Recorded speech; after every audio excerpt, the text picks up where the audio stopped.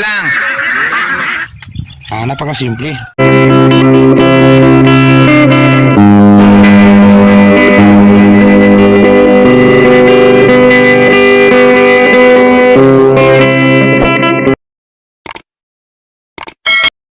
Sakto morning. So, tapos na tayo magtanim ng Chinese pitsay. So, ngayon is unang pagkain. Unang pagkain ng ating Chinese pitsay. Siyempre rin sa ating litos. Again, routine yan. Paikot-ikot na nating papakain ng ating tanim. Pero, medyo matabang. Kasi yung ating tawag nito, Chinese pitsay, is unlike ni litos. So yung timpla natin ni litos, ito yaramila, pakita natin. Same yan, Unique 16 ni Yara. Again guys, yung nagagandahan ko ni Yara is hindi gawang Pinoy, gawa ng ibang lugar o medyo branded na bansa. So hindi natin sila ma-promote rito, pero kaya natin silang gamitin yung mga produkto nila is domestic. So napakaganda sa ating Chinese pitsay kung makakain siya ng first pagkain ng balanse na 1846 yung 18 nitrogen at 46 yung phosphorus. Maraming phosphorus, mas maraming ugat yung halaman. Unique 16 more on calcium. So ito kunting silip ng ating fertilizer. So yan, ammonium nitrogen yung content nya, yan, tanyo, ammonium nitrogen. So marami siyang ammonium nitrogen na may nitrate din. So yung calcium nitrate nya is nandun na sa kanyang ito. So maraming calcium at balanse yung kanyang bigay. While si 18 is pinapukusan yung ugat. Yung ito ni Yara, pati dahon, pati tibay at ng halaman, pinapaigti niya o pinapatibay para hindi madaling mahawa sa sakit. So magkano ba o ilan ba yung presyo o magkano yung presyo nito? Again, yung presyohan sa amin depende sa lugar nyo. Mas mahal-mahal sa amin dito. So more or less nasa 2.7 o 2.6 yung per bag nito. 2,700 yung isa. Ito mas mahal si Yara, naka 2.7. So ito si si 2.6, mga ganyan. So ganyan, iba-ibang presyo sa ibang-ibang lugar. So first pakain tayo, again yung routine, kukuha at ibabad more or less 2 to 3 days. So ito yung ating improvise, ganito. So, improvise 1 litro. Again, ulitin ko sa isang ganito, 1 litro. 1 kilo, 1 litro pag napuno ito. Yun ang basihan ko sa pagbibigay ng abono. So, magbababad ako nito ngayon ng 10 kilo dito. And din sa kabila naman is 5.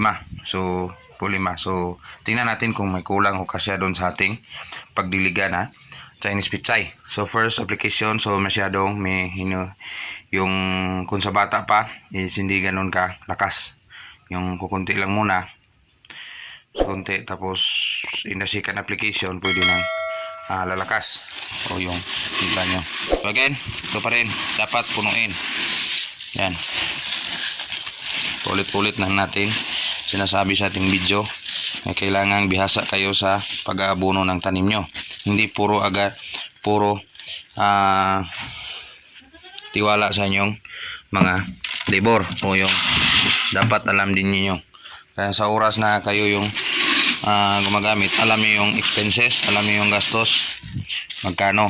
Hindi lang kayo asa ng asa doon sa tauhan nyo.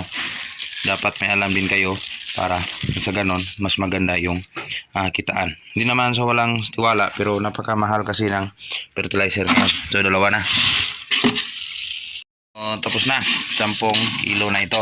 10 ganito. 10 1 litro na granules. So 10 kilo na yan. Yung kukuha din tayo ni Yara. So ito yung naka-advantage ni Yara guys. Pag bukas nyo ng dito sako, kasilyo. So sa ilalim sa plastic ng silyo din. Yung plastic is makapal. So maraming purpose ito kung hindi nyo mapunit. So, ito nakasilyo talaga. Yan. So pagbukas nyo, yan, simple lang yan. Kung magamit nyo na to guys, pag kuha na, so magkuha din tayo ng 5 kilo dito. So may competition dan, yan, pagkarating natin doon sa area kung magkano in the next 30 days. A few moments later. So tapos na, 10 kilo at 5 kilo. So 15 kilos lahat, pero hindi yan i-mix. Hintayin ng 3 araw bago i-apply para babad na babad at makukuha niyo yung proper mixing. Yun ang mga sekreto ni Insakto TV sa kanyang mga tanim, kahit anong gulay.